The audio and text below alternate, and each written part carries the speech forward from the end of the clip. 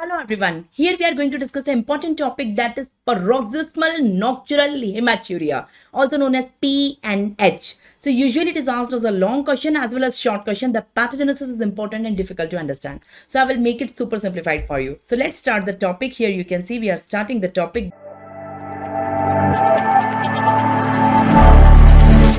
Paroxysmal nocturnal hematuria, known as PNH. So let me describe it. Let me describe it. So first of all, have a look on the overview. I will let you know what is PNH. Then most importantly, we will see its pathogenesis. Then we will see its clinical feature. In the clinical feature, the triad is very important. You get a short note or very short note on the triad separately. And the lab diagnosis is also very important. In the lab diagnosis, we will see two tests. One screening test, one confirmatory test, and in the end, we will revise it completely. So please learn the overview. You have to frame your answer under these headings. So let's start paroxysmal nocturnal hematuria PNH. What is PNH? It's not a hereditary defect. It's the acquired defect in the cell membrane of the RBC. So the cell membrane of the RBC will be defective. There is an acquired defect. What is the acquired defect? Let me draw it. So let me draw the blood vessel of a human being.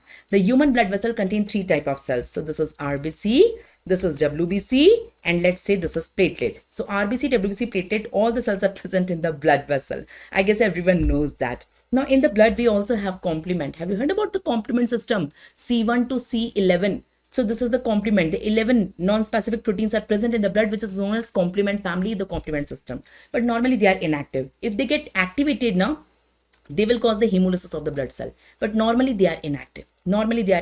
Okay. Now whenever we sleep, whenever we all sleep, of course we all sleep. So normal people sleep during night. I don't know about you people, but normal people sleep during night. That's why it is nocturnal. I'm insisting on the word nocturnal. So whenever the person is sleeping during night, imagine a person who is sleeping during night. So during night, there is respiratory depression. A little bit physiological respiratory depression is there, because of which there is metabolic acidosis in the blood, which is physiological.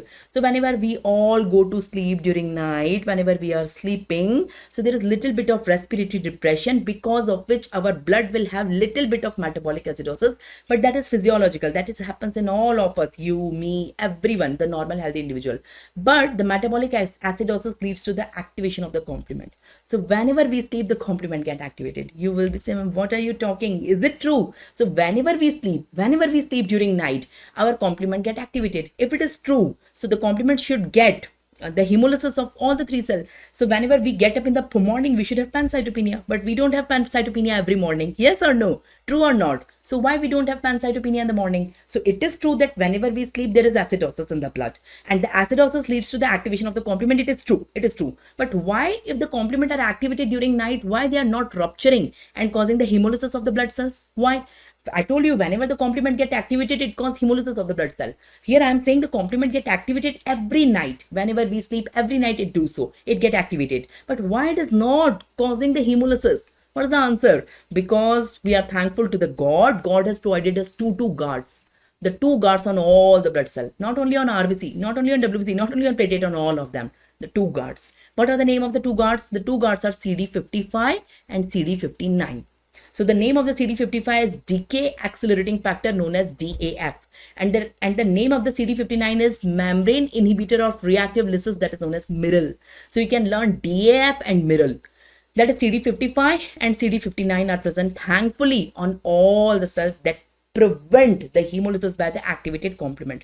So although the complement is getting activated every night whenever we sleep, the complement come and try to destroy the cell, rupture the cell. But the guards protect us. The guards protect us from the complement mediated attack, the complement mediated hemolysis. So we all have the guards. To synthesize the two guards, we require a protein, a precursor protein. To synthesize the CD55 and CD59, a precursor protein is required, that is known as GPI.